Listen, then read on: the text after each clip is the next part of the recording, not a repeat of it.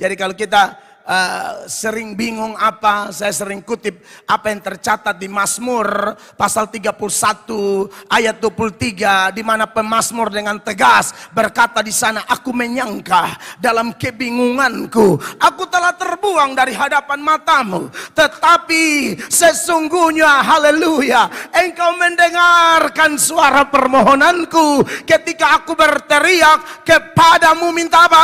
Minta tolong. Tolong aku, tolong aku, tolong aku. 1 bulan, 2 bulan berteriak, 1 tahun berteriak, 2 tahun berteriak, 3 tahun berteriak, sampai kita kebingungan. Allah dengar saya atau tidak? Allah peduli saya atau tidak? Allah gubri saya atau tidak? Saudara, dari ayat ini jelas kesimpulannya. Anda dan saya bingung, Tuhan tidak pernah bingung. Anda dan saya mungkin sudah bosan, Tuhan tidak bosan. Bahkan Anda dan saya sudah lupa apa yang kita doakan, Allahmu tidak lupa apa yang engkau doakan. Dia tahu tangisanmu, Dia tahu jeritan hatimu, Dia tahu berat beban yang kau pikul dan aku pikul. Jangan takut.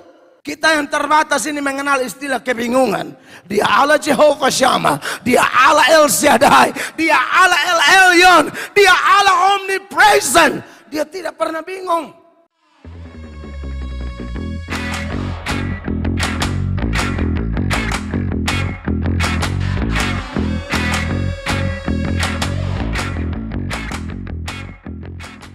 Perhatikan 1 Timotius 4 10-13, dalam hitungan ketiga kita baca sama-sama. 1, 2, dan 3. Itulah sebabnya kita berjeripaya dan berjuang, karena kita menaruh pengharapan kita kepada Allah yang hidup, juru selamat semua manusia, terutama mereka yang percaya. 11. Beritakanlah dan ajarkanlah semuanya itu. 12.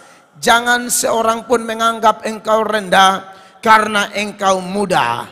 Jadilah teladan bagi orang-orang percaya dalam perkataanmu, dalam tingkah lakumu, dalam kasihmu, dalam kesetiaanmu, dan dalam kesucianmu. 13:23.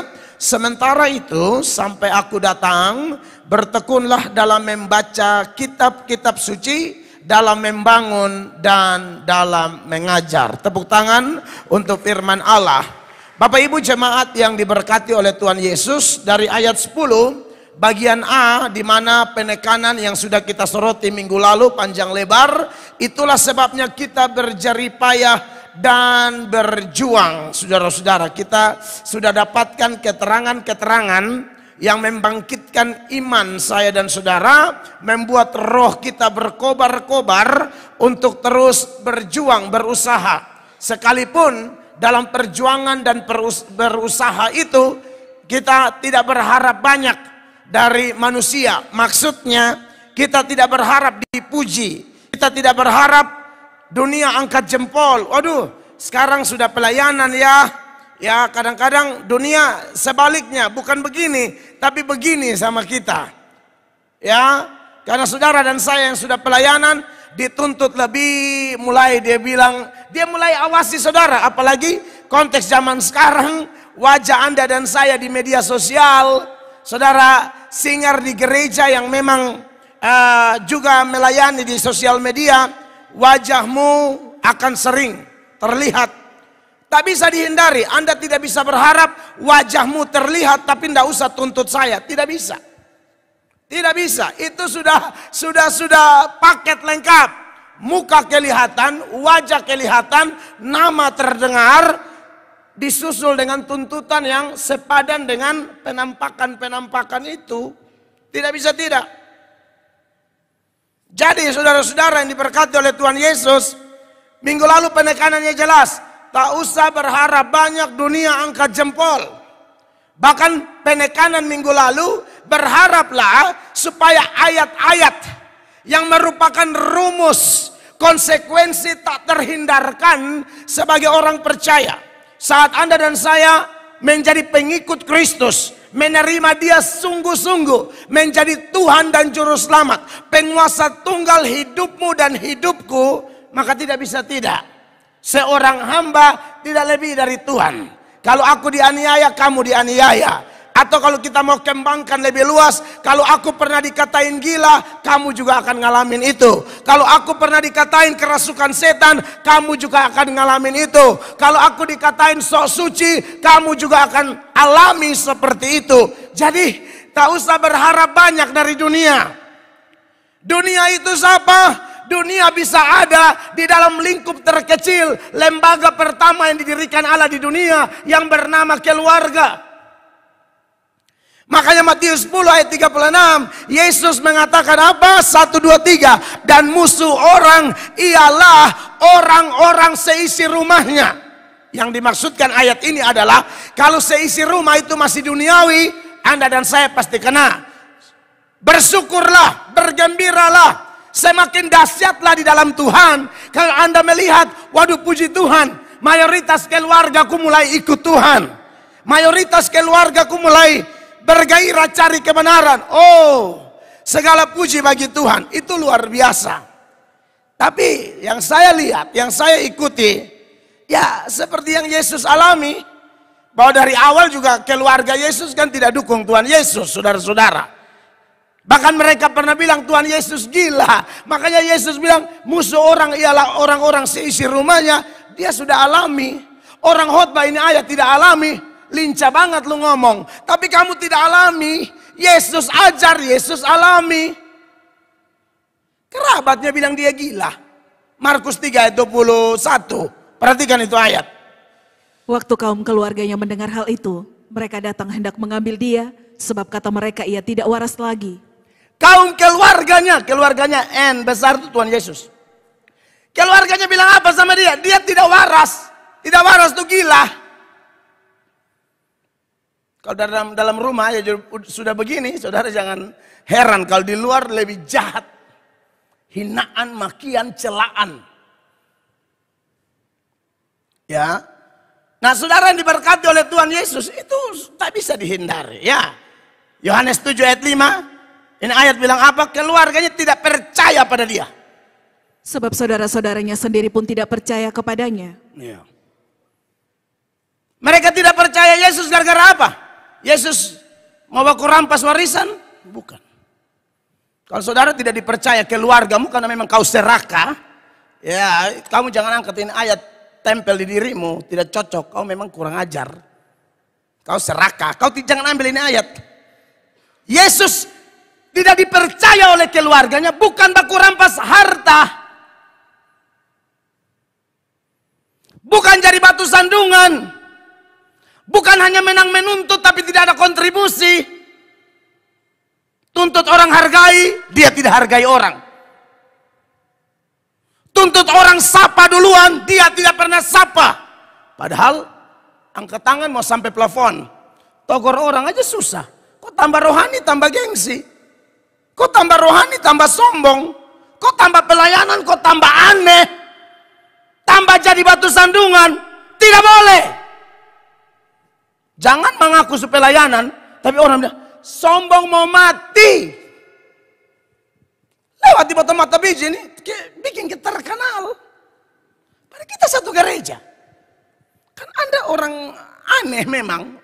Jangan tempel-tempel ayat begini di dirimu ya. Kalau kau model begitu. Mengaku orang pelayanan tidak tahu togor orang, tidak tahu sapa orang, tidak tahu salam. Saudara hanya salam kepada orang yang salam kepadamu. Orang tidak kenal Allah juga melakukan itu.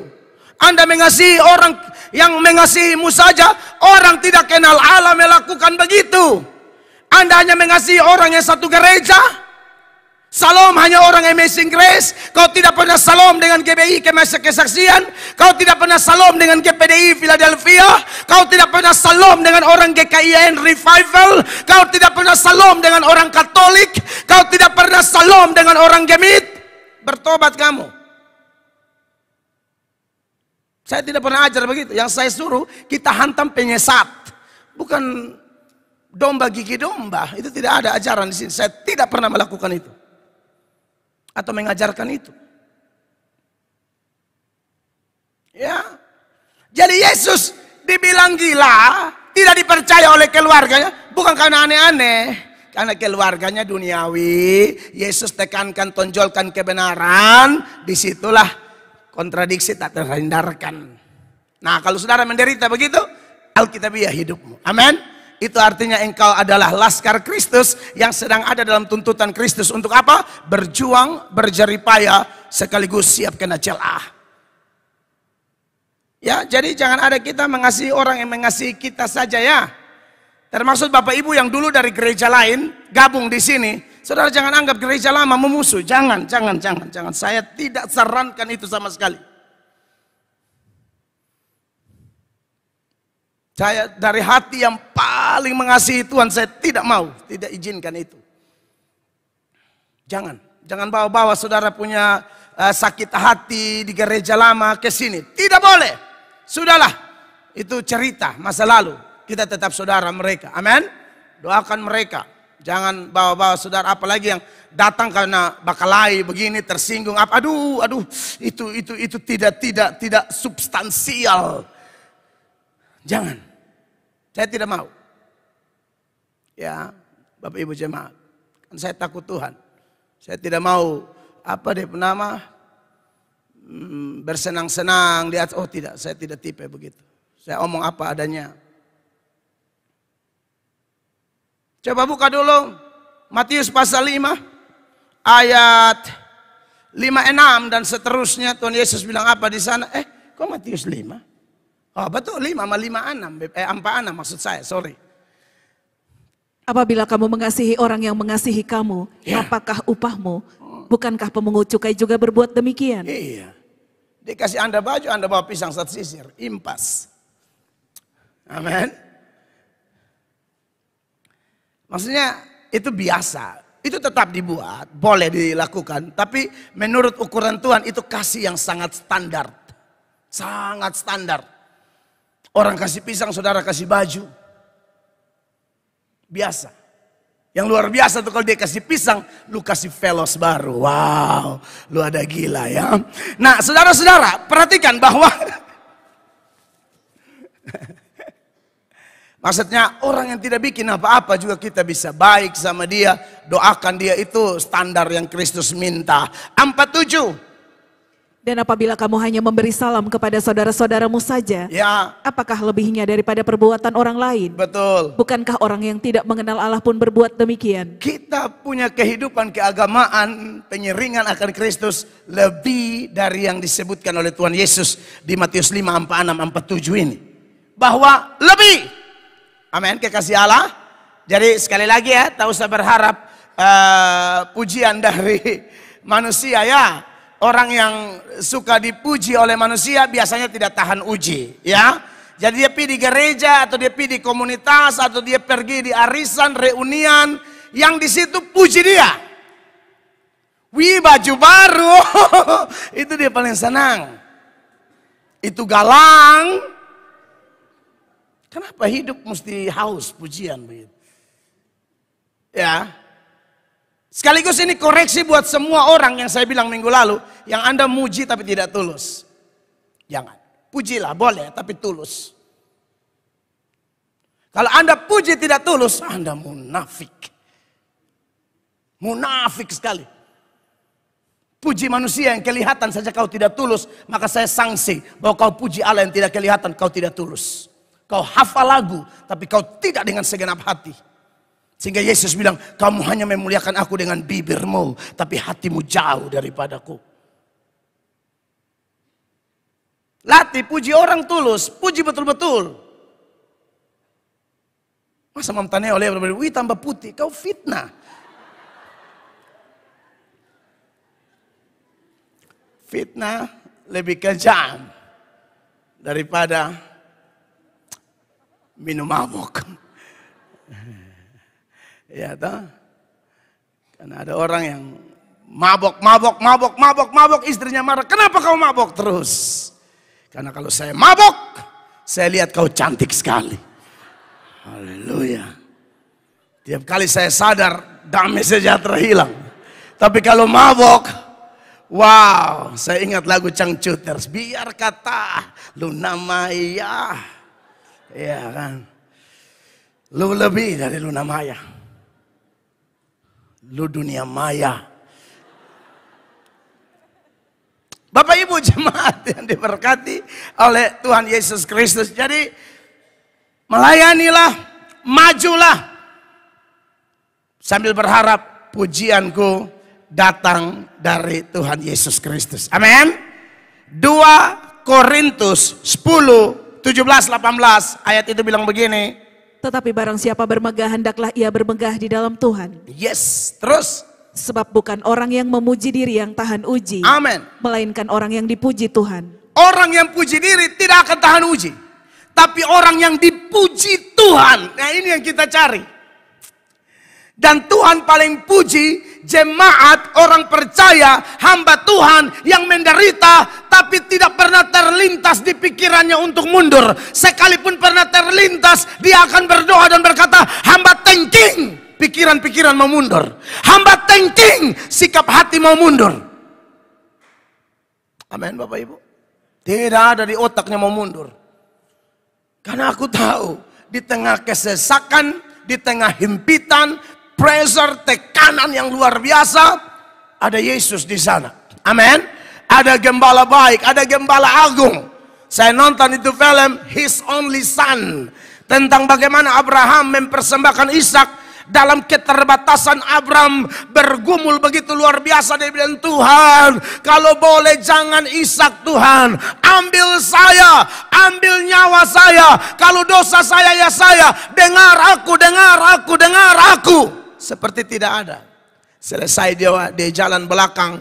Itu film keren banget. Tuhan hadir di situ. Jadi saudara percayalah, Tuhan dengar kamu dan saya. Tuhan lihat saya dan saudara. Pasti Tuhan lihat. Pasti Tuhan lihat. Tidak mungkin tidak. Ya.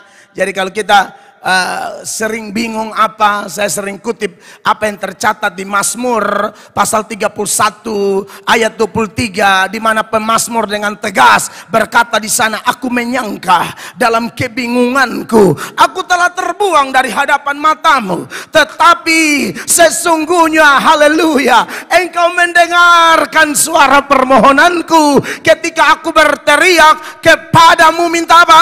Minta tolong. Tolong aku, tolong aku, tolong aku. 1 bulan, 2 bulan berteriak, 1 tahun berteriak, 2 tahun berteriak, 3 tahun berteriak, sampai kita kebingungan. Allah dengar saya atau tidak? Allah peduli saya atau tidak? Allah gubri saya atau tidak? Saudara, dari ayat ini jelas kesimpulannya. Anda dan saya bingung, Tuhan tidak pernah bingung. Anda dan saya mungkin sudah bosan, Tuhan tidak bosan. Bahkan Anda dan saya sudah lupa apa yang kita doakan. Allahmu tidak lupa apa yang engkau doakan. Dia tahu tangisanmu, dia tahu jeritan hatimu, dia tahu berat beban yang kau pikul dan aku pikul. Jangan takut. Kita yang terbatas ini mengenal istilah kebingungan. Dia Allah Jehovah Shammah, dia Allah El Shaddai, dia Allah El Elyon, dia Allah Omnipresent. Dia tidak pernah bingung.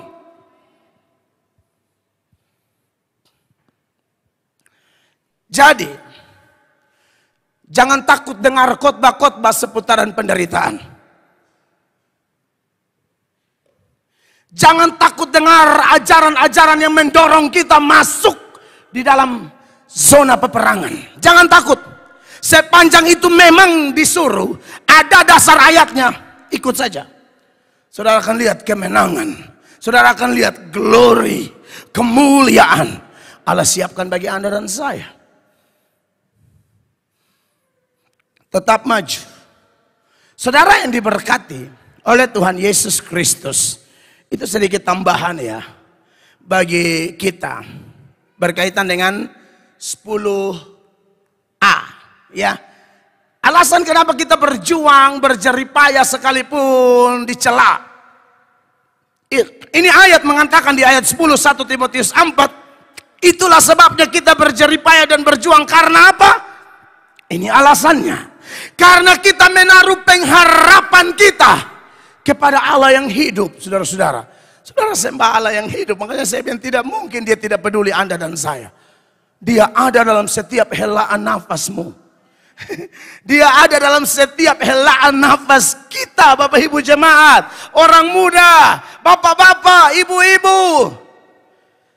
Jangan pernah bertanya bilang keputusan ikut Tuhan ini salahkah? Salah apa? Tidak salah. Kau ambil langkah yang tepat. Salah dari mana kau ikut Tuhan? Salah apa? Tidak ada salah di situ. Sembah Allah yang hidup. Siapapun boleh mati, tapi Allah kita tidak pernah mati. Saudara yang diberkati oleh Tuhan Yesus Kristus, karena Dia Allah yang hidup, maka saudara harus tahu ya, pengawasan Tuhan, penyertaan Tuhan, berkat-berkat Tuhan itu tak usah dikte Tuhan. Tuhan paling tahu cara memberkati kita, Tuhan paling tahu kapan waktunya, Tuhan paling tahu proses sesuai kapasitas kita, sesuai level iman kita. Ujian-ujian itu tidak mungkin melampaui kekuatanmu dan kekuatanku. Jadi tak usah lebih bijak dari Tuhan Allah, itu jangan ya. Ingat ya, Tuhan tegur Petrus, karena Petrus rasa lebih bijak dari Tuhan. Tuhan bilang saya mau mati di Yerusalem. Bisa Petrus tarik. Saudara, saya ingatkan kembali ini ayat dulu ya. Di dalam Matius 16, 21 dan seterusnya. Aduh, ini contoh orang sok lebih bijak dari Tuhan yang hidup. Sejak waktu itu Yesus mulai menyatakan kepada murid-muridnya bahwa ia harus pergi ke Yerusalem dan menanggung banyak penderitaan dari pihak tua-tua, ya, imam-imam kepala dan ahli-ahli Taurat. Terus, lalu dibunuh dan dibangkitkan pada hari ketiga.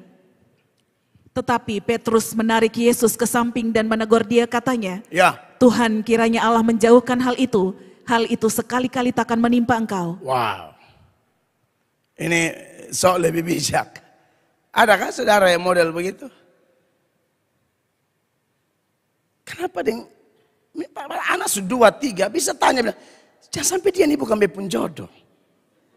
Sampai timbul ingat kenangan dari pegawai kantor pos. Dengar.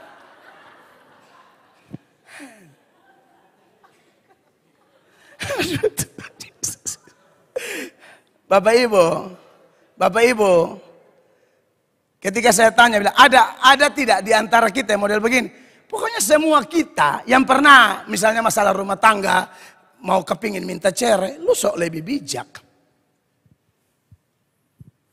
Laki salah.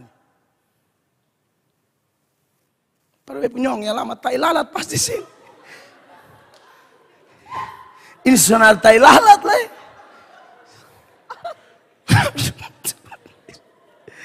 Jangan sok lebih bijak, Pak, Ibu. Jemaat-jemaat yang tolong Tuhan pakai saya, kalau saya tidak omong, Tuhan pakai saya tumpang tangan buat engkau dipersatukan dalam pernikahan kudus. Tolong, kalau pernah omong itu cerai, minta ampun, sujud di lupung, sujud sini bukan sembah suami istri. Peluk dia minta ampun, itu kata tuh dosa, kata kurang ajar, beta minta ampun. Berani sekali kau ngomong ke begitu. Jangan, kamu jangan sok lebih bijak. Mana ada rumah tangga sempurna? Tidak ada. Mana ada rumah tangga yang tanpa proses, tanpa gesekan? Tidak ada. Amin. Jangan saudara omong bikin sakit bini le, sonde minta maaf le cuek. Kamu kenapa? Kok kenapa? Beta malaikat betoki lu di pelipis tuh bekas pica kanan sa. Kiri nanti sembuh. Sembuh kanan betoki yang kiri. Biar kalau hidup tuh penuh dengan farban. Supaya lu tahu. Enak saya omong cere. Wah. Lu pikir batong nih orang bodoh yang pakai jubah dan stola sabu. Kan beta kalau pemberkatan. Kalau bukan stola sabu, stola rote, stola timur. Coba lihat kain adat bye-bye. Dia penuh dengan warna, amin. Rumah tangga ya penuh warna. Beta boleh begini kayak mau angkat. Loh enak saya minta cerai, lu anggap beta goblok di muka sini. Pemberkatan sang kau. Tolong dulu, amin. Pokoknya semua yang bekas nikah, saudara yang tidak harus bilang, oh berarti yang Berarti yang bab tua kas nikah, kotong kan pendeta yang di Amfoang. Tidak ada kuasa.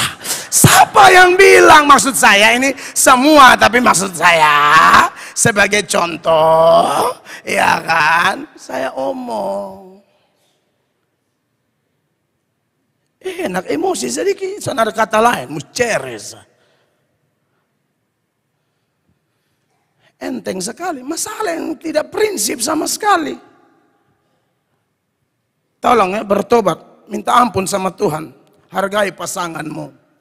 Itu contoh manifestasi orang sok lebih bijak dari Tuhan Allah. Kau lihat kau pembini pemuka baik-baik, saya yakin kau kecewa, tetapi begini, maksudnya begini, bukan bentuk muka, bukan.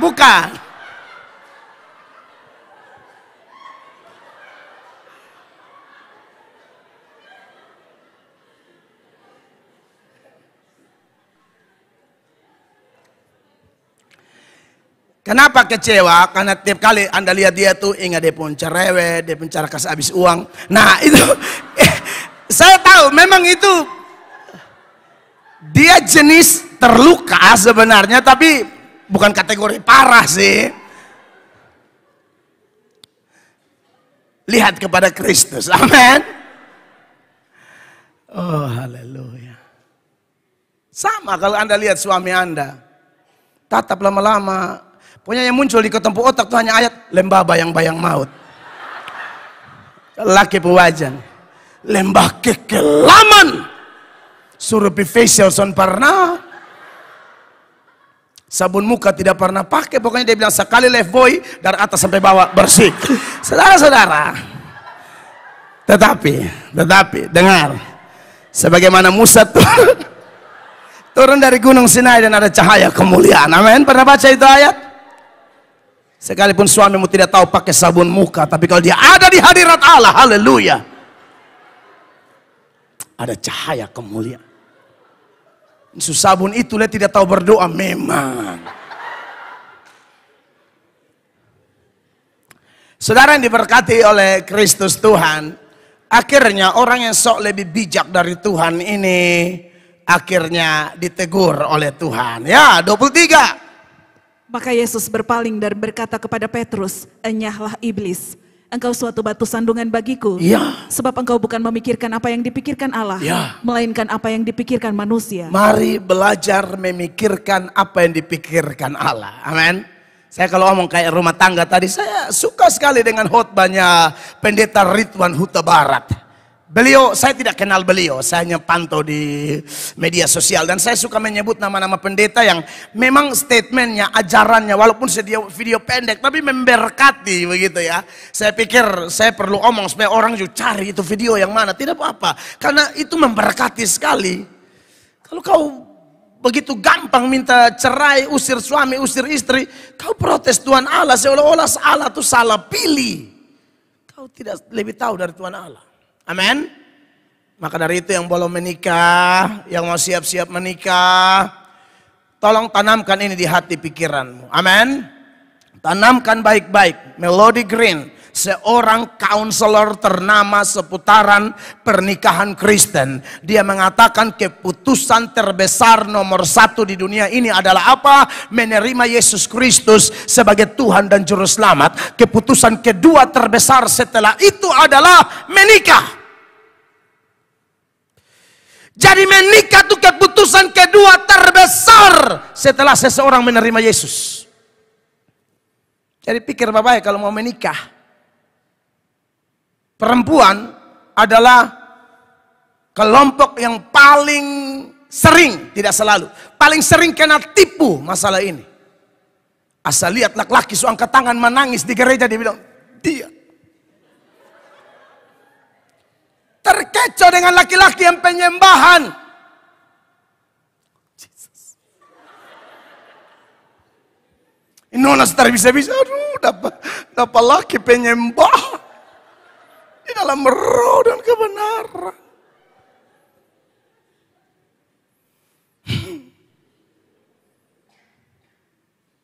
Pernah dengar pendeta usir istri sampai pulang sampai sekarang? Dia bukan sedang tahu menyembah. Dia bisa jelaskan itu menyembah dalam roh dan kebenaran berseri-seri. Tapi dia tidak bikin bahagia istri. Jadi jangan buru-buru. Amin. Minta petunjuk Tuhan, berdoa sungguh-sungguh, lalu uji pertobatannya. Jangan dia angkat tangan baru 2 minggu pokoknya usaha keluar gereja tuh pas basesak tuh tabrak. Jangan. Nah, makanya saya beri hormat buat gereja-gereja yang kalau anak-anak mudanya mau pacaran apa tuh konsultasi pembimbing rohaninya, ya kakak rohani, gembala, itu saya setuju banget. Benar itu. Sen gembala dulu, datang ambil waktu, Bapak Gembala bisa omong kok. Oke, bagaimana? Betani ada suka nona satu. Yang mana? Yang kayak konde-konde. Itu tuh. Itu nenek Siki. Yang konde besar kan? Ini asal lihat konde langsung jatuh cinta. Itu nenek cucu 14, lu mau bikin apa?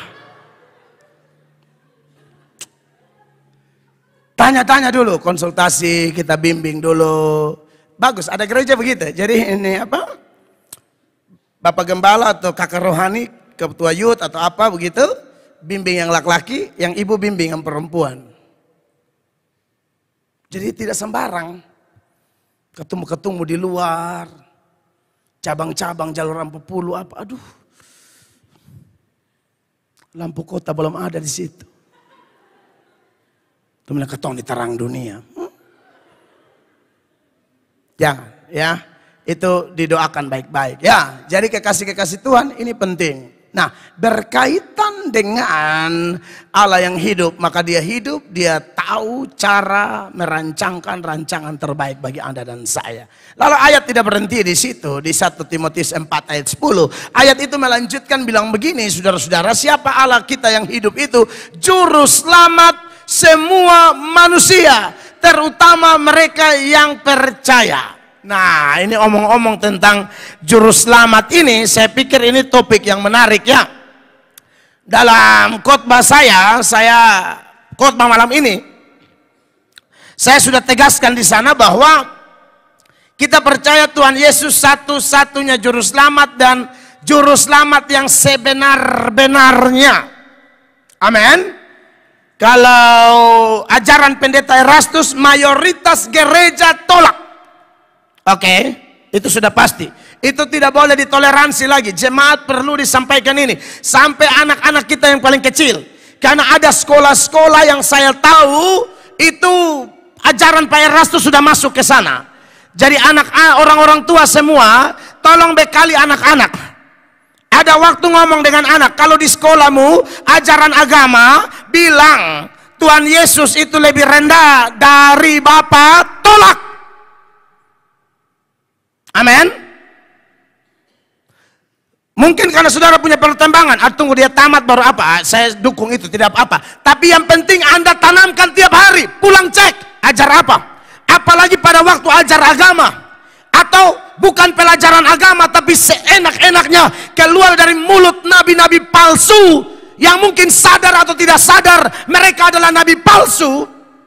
Lalu mereka mulai mengatakan, Yesus sebenarnya bukan juru selamat seperti ajaran pendeta Erastus.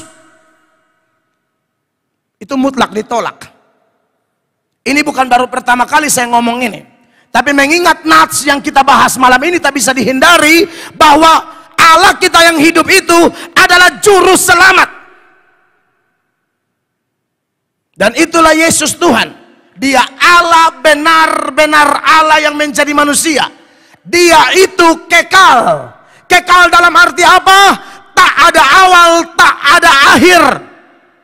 Dari selama-lamanya sampai selama-lamanya. Itu artinya tidak ada batas awal, batas akhir. Itulah yang menjelma menjadi manusia. Ini doktrinal, yang praktis-praktis gampang. Kita bisa cair ya kalau dengar yang praktis-praktis. Kalau doktrin pasti kita langsung tegang. Dan itulah doktrin. Dan itulah indah pengajaran Kristen. Ada yang bikin cair, tapi ada yang membuat kita harus memberi perhatian penuh, fokus. Dan saya hanyalah salah satu pendeta dari begitu banyak pendeta yang mengasihi kebenaran, yang bicara ini belak-belakan. Kami tidak akan bicara di belakang-belakang. Akan ada KKR-KKR di kota ini, di mana saya jadi pembicara. Tak terhindarkan saya berusaha menyinggung ini. Karena orang pikir ini sepele. Ini tidak sepele, ini serius. Saya masih bisa toleransi pengajaran Pak Philip Mantova dibanding pengajaran Pak Erastus Sabdono. Kalau saya, Pak Philip biar begitu-begitu, dia tidak pernah bilang Yesus bukan juru selamat, atau tidak pernah, Pak. Ya mungkin karena bahasa roh apa segala macam, hanya butuh diskusi aja di antara kita itu. Tapi kalau sudah bilang Yesus bukan juru, itu menyerang kekristenan secara utuh, secara universal, gereja yang kudus dan am. Makanya berapa puluh, entah mungkin sudah tembus 100 sekolah teologi yang menyatakan sikap mereka menolak Pak Erastus Sabdono. Saya cuma salah satu yang tidak mau sembunyi-sembunyi, harus omong nama. Karena Pak Erastus berani tolak bapak-bapak gereja yang sidang di konsili Nisea. Masa kita siapa dibanding bapak-bapak gereja yang masuk dalam sejarah gereja, bisa berani-berani ditolak. Jadi bapak ibu yang sekolah, di anak-anak saya tekankan lagi. Ini saya sudah dapat laporan banyak. Bahkan saya ini tadi ini agak terlambat kan, saya berdoakan satu anak jemaat. Anak ini sekolah di satu sekolah. Anak ini sedang sakit. Tapi luar biasa saya diberkati karena tidak sia-sia saat kita bicara doktrin Kristus secara Alkitabiah di gereja ini. Anak ini sedang sakit dalam proses pemulihan, tapi anak ini bisa bicara, bilang apa? Iya, Bapak Gembala, di sekolah tuh omong begitu. Jadi pokoknya dengan ekspresi penolakan terhadap pandangan tentang Kristus yang disebarluaskan di sekolah itu. Anak umur berapa? 11-12 tahun. 9. Wow, saya dengan menatap ini anak, itu membangkitkan saya. Oh, ini memang tidak boleh dibiarkan, kurang ajar ini ajaran. Ya Bapak Ibu tolong cek, tiap kali anak pulang sekolah tanya dia ajar apa, doktrin anak kita. Memang kadang-kadang kita bisa seperti Obaja yang di tengah-tengah Ahab, gak ada masalah karena situasi kondisi. Tapi tanyai anak kita, kasih tahu anak kita, Bapa, Anak, Roh Kudus, sehakikat, sederajat. Tidak ada lebih kecil, tidak ada lebih besar, tidak ada lebih dahulu, tidak ada lebih kemudian. Itu Bapa, Anak, Roh Kudus. Dan saya diberkati dengan anak-anak. Ini beberapa anak lagi pulang cerita, sampai baku melawan di sekolah. Keren. Dari kecil mereka sudah ada roh yang betul-betul roh yang Kristus mau. Dari kecil Simeon gendong Tuhan Yesus, Simeon sudah bilang, ini anak akan jadi pertentangan. Keren. Kita memang harus bertentangan dengan yang model begitu. Jangan ditipu oleh ajaran-ajaran moral yang menurut saya moral tapi sampah, tanpa penelitian yang sungguh-sungguh. Selalu mengatasnamakan bawa damai. Bawa damai apa? Damai itu bawa, tetapi paling nomor satu ada di atas damai itu apa? Kebenaran. Kebenaran berdamai. Bukan damai korbankan kebenaran. Kebenaran nomor satu, baru damai. Jadi kebenaran, mau damai atau tidak, lihat benar atau tidak. Jangan ada-adanya ajaran sesat dibawa damai. Itu etika palsu, moral palsu. Kita bukan tidak tahu moral, kita punya hukum moral tertinggi itu ini.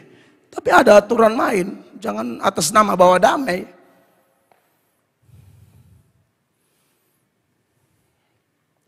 Itu sudah saya sebut dan saya tidak akan berhenti ini ya. Ini bukan menyerang pribadi Pak Erastus. Ajarannya yang tidak alkitabiah dan itu merusak agama Kristen yang sejati. Justru ajarannya menyerang agama kita, makanya kita kanter. Bukan kita yang tahu-tahu tidak ada kerjaan nyerang atau kanter, tidak. Kita istilah seperti ada satu kanker masuk, mesti diatasi, mesti kemo cepat, potong putus. Jangan dibiarkan. Yang saya satu mesti potong, kalau tidak bahaya. Bapak Ibu tahu? Saya kasih contoh aja nih. Di perjanjian lama. Cerita di keluarga Yakub. Berhala pertama masuk di keluarga Yakub melalui siapa? Rahel. Ketika Rahel mencuri berhala papanya, Laban. Lalu Laban kejar periksa, tapi tidak ketemu. Karena apa? Rahel duduk tendes di itu barang di dia punya keledai itu tempat duduknya alas tendes begini. Lalu Rahel bilang saya ada haid, makanya dia bapak tidak periksa. Awalnya cuma Rahel, tapi dalam satu ketika Tuhan panggil Yakub ketika semua sudah berjalan, keluarga tambah besar. Ternyata berhala di keluarga Yakub banyaknya minta ampun. Itu kelihatan di Kejadian 35 mulai ayat 1 dan seterusnya. Perhatikan. Allah berfirman kepada Yakub, bersiaplah, pergilah ke Betel, tinggallah di situ, dan buatlah di situ mezbah bagi Allah yang telah menampakkan diri kepadamu ketika engkau lari dari Esau kakakmu. Ya, terus 2. Lalu berkatalah Yakub kepada seisi rumahnya dan kepada semua orang yang bersama-sama dengan dia. Apa tuh? Jauhkanlah dewa-dewa asing yang ada di tengah-tengah kamu, tahirkanlah dirimu dan tukarlah pakaianmu. Ini sudah jamak di sini. Awal cuma Rahel loh. Berhala, kekafiran, kefasikan, bahkan kesesatan. Kalau tidak tegas, bahaya Pak. Makanya Bapak Ibu mau kasih makan anak enak kayak apa? 4 sehat 5 sempurna. Tapi tolong, dunia sekarang jahat. Bukan setan namanya. Kalau dia langsung menipu dan ketahuan, aduh itu bukan setan. Dia bapa segala pendusta. Dia akan menipu sedemikian rupa sehingga orang yang ditipu menganggap tipuannya adalah kebenaran. Padahal dusta. Itu setan. Kalau setan datang langsung dalam rupa setan, mudah ditebak. Tapi kalau setan datang dalam rupa nabi, pendeta, yang omong sedikit-sedikit, kita harus mengasihi. Anda paling hati-hati orang omong begini. Kita tingkatkan toleransi. Anda harus curiga orang begini. Itu Anda pun kerut, Anda pun testa mulai berkerut, harus. Jangan lu tambah cahaya, ini baru enak. Jangan kemel atok, cuci maki orang. Siapa cuci maki orang? Kalau lihat ya lembut, sedikit dia bilang begini. Ini baru enak, bawa damai, jangkit satu. Beta nih, hanya beta nih Tuhan Allah tuh baik saudara-saudara. Beta tuh iko Om Robi yang son main pun cara berpikir.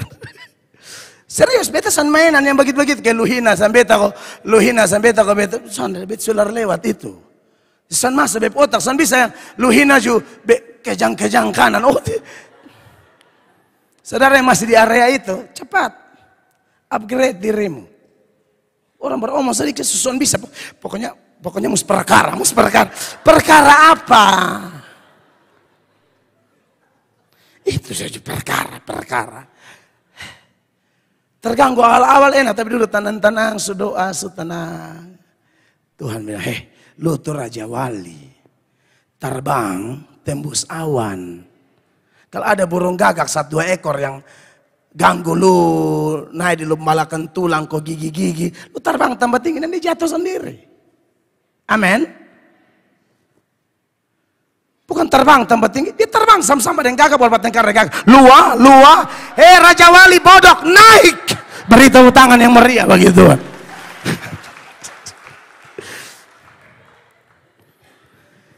Amin. Dia sudah terbang, itu energi yang terbang, dia pakai mengomel. Lu gagak kan, lu habis tanda lu gagak. Tak usah omong banyak, terbang.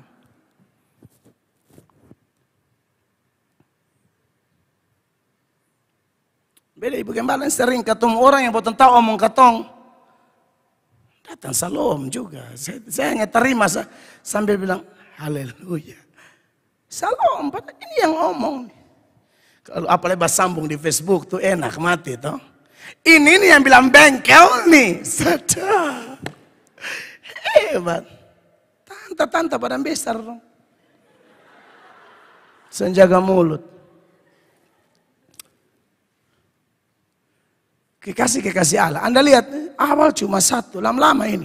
Ayat 4, waktu mereka kumpul, ketahuan banyak sekali. 4. Mereka menyerahkan kepada Yakub segala dewa asing yang dipunyai mereka dan anting-anting yang ada pada telinga mereka. Lalu Yakub menanamnya di bawah pohon besar yang dekat Sikem. Di sini kelalaian Yakub. Dari awal Rahel bawa itu Yakub tidak teliti. Nah, bagaimana? Tuhan sudah pertontonkan, kasih tahu saya sebagai seorang gembala sidang. Ini ada penyesat dan ini ada keresahan sampai anak-anak kecil yang begini. Saya sudah pulang lapor orang tuanya, orang tua lapor kami. Lalu ada anak yang langsung omong kepada kami. Lalu kami diam. Belajar dari kelemahan Yakub. Kita belajar bukan untuk lemah seperti Yakub. Kita belajar untuk bangkit cepat, cut yang aneh-aneh. Amin, Bapak Ibu terkasih. Jadi ingat ya, tolak itu semua ya. Dan saran saya cepat-cepat kalau bisa ada peluang keluar dari itu sekolah, keluar. Jangan lama-lama di situ, bahaya. Bahaya tuh, aduh, saudara lihat ini nih.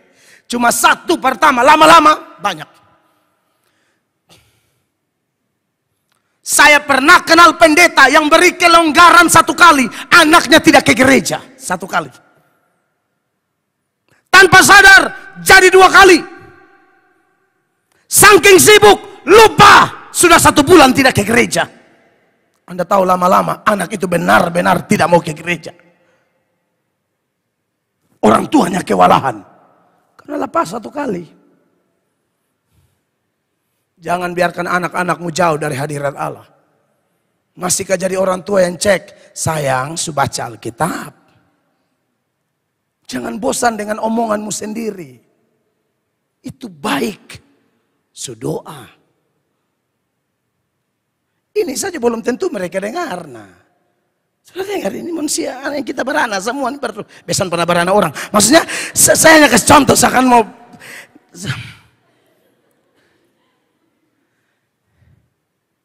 anak yang kita omong ulang-ulang sekali-kali dia tidak dengar. Saudara berhenti omong bagaimana? Tidak boleh. Ingat, masuk rumah kalau ada tamu bilang salam. Sepung salah satu anak, ya saya anak 4 supaya dia jangan terluka. Betul omong. Dia masuk kalau dia ada capek dulu mau sapa kok. Salam dulu, salam. Saudara ini bebas pu anak. Saudara jangan pikir saya ada omong orang lain pu anak. Saya bukan tipe begitu. Saya pun sapa-sapa di dalam rumah. Yang ada begitu saya bongkar di sini. Saya bukan pasang diri paling sempurna juga keluarga lain yang kanasan. Dia betasan begitu. Dia paling suka omong-omong begitu. Itu pencitraan yang nanti Tuhan bongkar rubusan bangun-bangun. Kita ajar bukan tidak ajar. Mereka kakak adik saling bantu. Lalu ibu gembala bilang, minta terima kasih sudah saudara bantu. Biasa. Ini bapak tukang baterai. Nah karena ini bukan tidak ajar, bapak ibu. Jadi saudara lihat ini, kita kerja berat ini. Saudara yang hanya bilang ada anak. Saudara tahu waktu Yohanes lahir tuh, masih kecil, sukacita semua. Anak kalau masih kecil kita sukacita. Di Lukas berapa Lukas pasal 1. Ayat berapa dong senang nih Yohanes nih. Coba cari yang ini Elizabeth melahirkan. Lukas 1:13 kok, coba. Nah, betul. Tetapi malaikat itu berkata kepadanya, jangan takut hai Sakaria. Sebab doamu telah dikabulkan dan Elizabeth istrimu akan melahirkan seorang anak laki-laki bagimu dan haruslah engkau menamai dia Yohanes. 14. Engkau akan bersukacita dan bergembira, bahkan banyak orang akan bersukacita atas kelahirannya itu. Iya, anak kalau masih kecil kan semua sukacita toh. Jangan sukacita kebablasan, sukacita tanpa kesiapan jadi gembala yang baik bagi anak kita sendiri. Muka ke bapak. Oke. Biasanya anak umur begini sukacita. Sumaso 15 di atas, sukacita su hilang. Pikiran. Resah, aduh tambah besar. Aduh ini. Kalau ketemu salah laki-laki bahaya. Kalau ketemu perempuan yang salah bahaya. Mulai pikiran kan. Maka dari itu kita harus kerja keras dari sekarang. Amin. Kerja keras dari sekarang Bapak Ibu. Jangan kasar-kasar terlalu yang tidak perlu-perlu. Jangan posisikan diri kita sebagai manusia yang ditakuti. Bukan begitu. Mereka segan kita, hormat kita. Dan kita semua harus kerja keras. Bapak Mama terkasih, saya omong untuk diri saya sendiri dan Bapak Ibu yang sudah ada anak dan yang akan ada anak. Tolong perhatikan itu ya. Ini mengingat kayak urusan-urusan penyesat tadi di mana-mana, anak-anak susah nih. Kita harus pantau baik-baik ya. Nah, oke, deal ya. Itu ajaran Pak Erastus sesat bagi kita. Bagi Pak Erastus, kita yang sesat. Bagi kita, Pak Erastus sesat. Tidak mungkin dua-dua benar. Salah satu harus salah. Ya, dan salah atau benar kita sudah diajar di gereja Tuhan di tempat ini. Firman Allah. Pembuktian data begitu banyak sudah jelas. Ini salah satunya. Dalam 1 Timotius 4 ayat 10. Dia juru selamat. Tetapi ada soal lain seputaran juru selamat.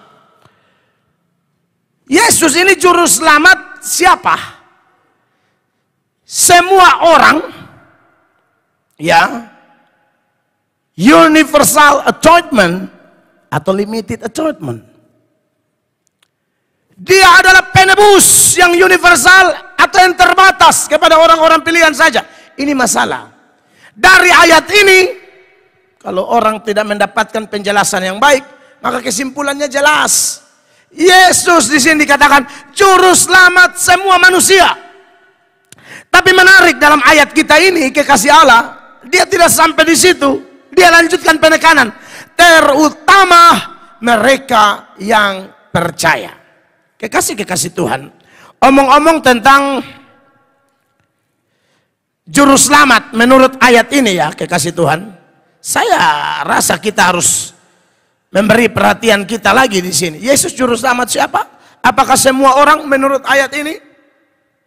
Nah saudara-saudara, memang kalau kita belajar tentang kata juru selamat ya, apalagi kalau ayat-ayat di perjanjian lama, banyak tuh Allah juru selamat dan lain sebagainya. Itu saudara harus tahu, kata dasarnya, kata Yunaninya kan soter. Bahkan LXX atau Septuaginta, Alkitab perjanjian lama berbahasa Yunani. Di perjanjian lama itu setiap kali ada banyak ayat. Setiap kali ada kata penyelamat, bahkan Otniel sekalipun atau hakim-hakim disebut penyelamat, dia pakai kata yang sama. Ya. Tapi mayoritas data dalam perjanjian lama ketika menyebut juru selamat, apalagi secara khusus Allah adalah juru selamat, itu merujuk kepada juru selamat secara jasmani. Ketika Israel dibawa keluar dari tanah perbudakan, disitulah Allah juru selamat. Juru selamat dalam arti apa? Membebaskan Israel keluar dari Mesir ke tanah perjanjian.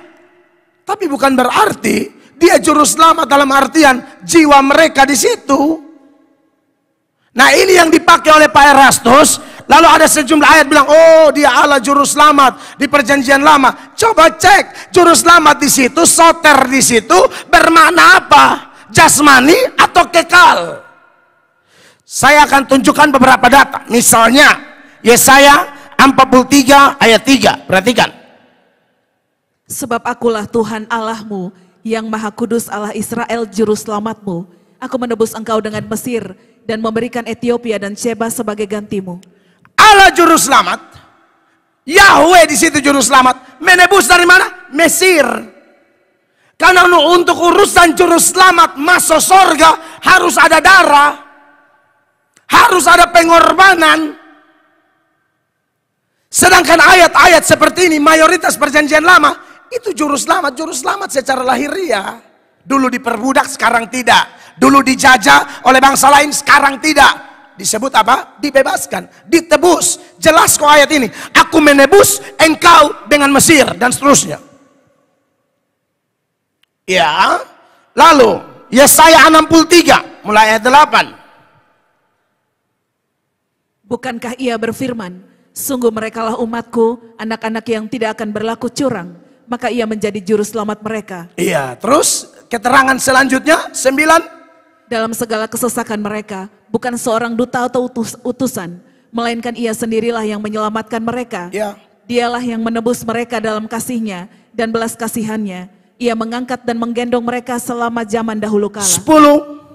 Tetapi mereka memberontak dan mendukakan Roh Kudusnya, maka ia berubah menjadi musuh mereka dan ia sendiri berperang melawan mereka. Ini jasmani. Kalau rohani, Bapak Ibu sudah tahu, tidak mungkin Allah tahu-tahu sudah menyelamatkan orang, lalu dia berubah jadi musuh. Tidak mungkin. Tidak akan pernah. Juru selamat dalam artian Allah menyelamatkan jiwa kita. Satu kali dia selamatkan kita, tidak pernah Anda jadi musuhnya sampai sorga. Tapi ini berubah dia. Karena yang dipersoalkan di sini lahiriah. Dari kesesakan apa segala macam. Itulah konsep juru selamat perjanjian lama. Soter. Banyak banget ayat, saya kasih tunjuk beberapa saja. Mazmur 106 ayat 21. Mereka melupakan Allah yang telah menyelamatkan mereka, yang telah melakukan hal-hal yang besar di Mesir. Iya, jadi keselamatan di situ berkaitan dengan Allah selamatkan mereka dari Mesir. Kalau hanya menyelamatkan dari Mesir, engkau berubah, dia berubah. Engkau macam-macam, yang tadinya dia juru selamat, dia bisa jadi musuhmu. Tapi dalam konteks selamat yang Yesus lakukan, lalu ketika orang terima Yesus ada Roh Kudus, itu tidak berlaku. Betul kita salah, betul kita masih jatuh karena belum sempurna. Tapi dia tidak benci kita, dia hajar kita supaya kita tambah baik, tambah kudus. Tapi dengan cinta, bukan dia pukul kita sebagai musuh. Bukan. Saya masih dapat pukul, Bapak Ibu masih dapat pukul kalau kita jatuh. Tapi Anda bukan musuhnya. Saya bukan musuhnya. Orang percaya tetap anaknya. Kalau dia hajar kita biasa itu, bapak hajar anak. Di mana bapak yang tidak ada hajar anak? Iya toh, saudara sudah ulang-ulang saya kasih tunjuk ini data di dalam Ibrani pasal 12 mulai ayat 6. Karena Tuhan menghajar orang yang dikasihinya dan ia menyesah orang yang diakuinya sebagai anak. Terus 7. Jika kamu harus menanggung ganjaran, Allah memperlakukan kamu seperti anak. Amin. Di manakah terdapat anak yang tidak dihajar oleh ayahnya? Tidak ada. Apalagi bapak kita di surga. Jadi orang tua yang terlalu manja anak itu salah sebenarnya. Ya pukul bukan pas marah. Oh saya sudah ajar, jangan pakai benda-benda keras. Kunci roda lah kau angkat, jangan ya. Rantai motor baru bab tua pakai putar. Malaikat kerja putar, tak salah hantam bab tua sendiri. Nah itu enak tuh di situ ya. 8. Tetapi jikalau kamu bebas dari ganjaran yang harus diderita setiap orang, kamu bukan anak dong. maka kamu bukanlah anak tetapi anak-anak gampang. Betul, anak betul harus kena hajar. Terus 9. Selanjutnya dari ayah kita yang sebenarnya kita beroleh ganjaran. Betul. Dan mereka kita hormati. Kalau demikian bukankah kita harus lebih taat kepada Bapa segala roh supaya kita boleh hidup? Jadi Bapak kalau hajar kita supaya kita tambah hormat dia. Tidak pernah dia hajar untuk seperti musuh. Dia tidak ada. Seperti dia kasih mati itu generasi Musa di padang gurun. Itu kan ditebus dari Mesir. Tapi tidak masuk surga. Dia hantam semua. Itu tidak masuk surga Bapak Ibu. Israel ditebus dari Mesir. Bukan berarti tebus masuk surga. Beda. Juru selamat secara jasmani dengan juru selamat yang dalam konteks rohani. Di sini dan dari penjelasan ini kita tahu apa arti dari 1 Timotius 4 ayat 10 yang saya bahas ini. Ya, dia juru selamat semua orang, tetapi terutama orang percaya. Kata semua orang merujuk kepada jasmani saja. Tapi kalau terutama, nah itu spesial. Bukan hanya Ishak yang diberkati, Ismail juga melahirkan raja-raja. Tapi untuk anak perjanjian hanya Ishak. Amin Bapak Ibu. Makanya tadi malam pendeta Nathan Umbu khotbah buat kita di ibadah kaum pria. Dia bilang Tuhan panggil Abraham itu bukan kalau kau mau kaya, bukan. Abraham sudah orang kaya waktu di Ur Kasdim, terhormat. Allah bilang aku berkati kau. Dan berkat itu, berkat Abraham, konteks Abraham hanya dapat dalam Kristus, tidak ada yang lain.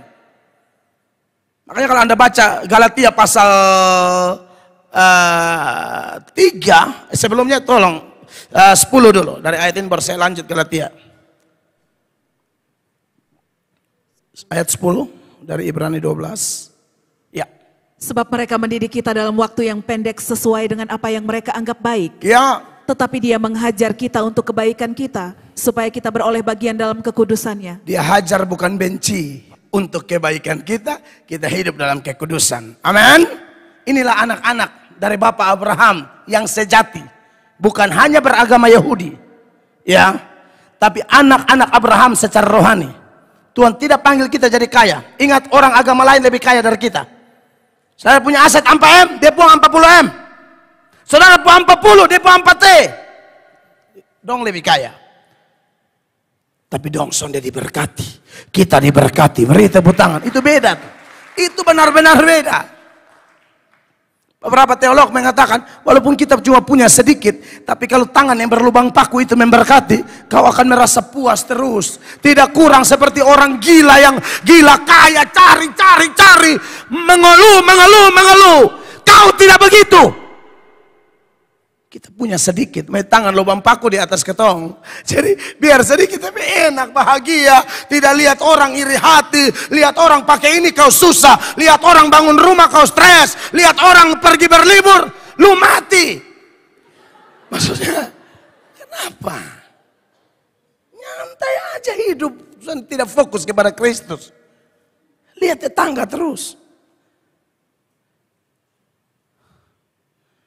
Saudara kalau bersaksi, jujur ini saya harus omong sebagai pemimpin.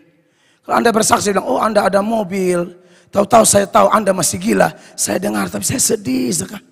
Lu bisa begitu bangga deh, lu oto, lu kurang ajar, lu masih minum mabok, pukul istri, kau bersaksi kau ada oto. Hebat apa lu oto? Bersaksi main oto doi, hidupmu tidak benar. Sedih dengarnya. Pikir kita ini manusia yang bertahu dengar orang ada oto, ada mobil. Coba bersaksi bilang, ampuni orang, bisa pimpin istri anak bangun doa pagi. Itu beta lebih tabakar dengar. Daripada bicara aset terus. Itu kan saya sudah bilang itu bonus-bonus, bukan utama. Kita mau yang berkat kan, dan berkat Abraham jatuh pada kita orang Kristen. Itu tidak bisa dibantah oleh siapapun. Galatia 3:13-14. Kristus telah menebus kita dari kutuk hukum Taurat dengan jalan menjadi kutuk karena kita, sebab ada tertulis terkutuklah orang yang digantung pada kayu salib. 14, Yesus melakukan ini untuk apa Bapak Ibu? Yesus Kristus telah membuat ini supaya di dalam Dia berkat Abraham sampai kepada bangsa-bangsa lain, sehingga oleh iman kita menerima roh yang telah dijanjikan itu. Makanya Anda nonton His Only Son itu, di endingnya langsung dibilang apa? 2000 tahun kemudian, dari zaman Abraham ke 2000 tahun kemudian, langsung kasih tunjuk Golgota. Itu berkat yang sesungguhnya. Bukan omong materi. Tuhan tidak panggil Abraham untuk kaya. Abraham sudah kaya dari dulu. Abraham sembah bulan, sembah berhala, sembah Baal, dia kaya. Tuhan bilang, tidak, kau keluar, saya bukan mau kasih kaya. Yang panggil ini pemilik langit dan bumi. Emas semua dia yang cipta, uang-uang semua dia yang cipta, orang hebat semua dia punya. Saya tidak ada ikut Tuhan cari kaya. Bapak Ibu yang masih ada konsep begitu bertobat. Kita tidak akan kekurangan, percayalah, klaim janji Allah. Cari dahulu kerajaan Allah dan kebenarannya. Semua kebutuhan Anda dan saya ditambahkan, dicukupkan, pasti. Takut apa? Saudara kalau hidup benar, mana ada saudara susah, tidak susah. Jangan takut masa depan anak cucu kita, jangan takut. Kita mungkin mati muda, kita tidak tahu kapan, kita tidak lihat dia jadi apa, tapi kita mati dalam pengharapan. Anak-anakku pasti perkasa di bumi. Lompat ayat 29, Galatia 3. Ini ayat bukan ayat omong kosong, benar kita ini anaknya Abraham secara rohani. Dan jikalau kamu adalah milik Kristus, yes, maka kamu juga adalah keturunan Abraham dan berhak menerima janji Allah. Amin. Secara jasmani, semua orang dia berkati. Tetapi secara rohani, ini hanya berlaku bagi orang Kristen. Amin, kekasih Tuhan. Makanya, siapa dia juru selamat siapa dia mengalami keselamatan, karya penyelamatan Kristus secara rohani? Hanya kita yang percaya Yesus. Yohanes 3 ayat 16 kan jelas. Ya, karena begitu besar kasih Allah akan dunia ini, sehingga ia telah mengaruniakan anaknya yang tunggal. Syaratnya jelas, supaya setiap orang yang percaya, tidak ada bilang, pokoknya mau percaya, tidak percaya, Yesus sudah mati, kau selamat. Tidak ada itu. Hanya yang percaya. Dan kita sudah belajar, bisa percaya pun karena dia yang taruh iman. Berarti jelas, orang pilihan Allah. Banyak yang dipanggil, sedikit yang dipilih. Sekali lagi, ajaran seperti ini Alkitabiah. Dan ini harusnya bikin kita bersyukur bisa percaya Yesus. Kita tidak sekaya orang lain, pusing amat. Tidak penting itu. Yang penting di sini kita milik Kristus, nama terdaftar di sorga. Kapanpun putus napas, sorga sambut.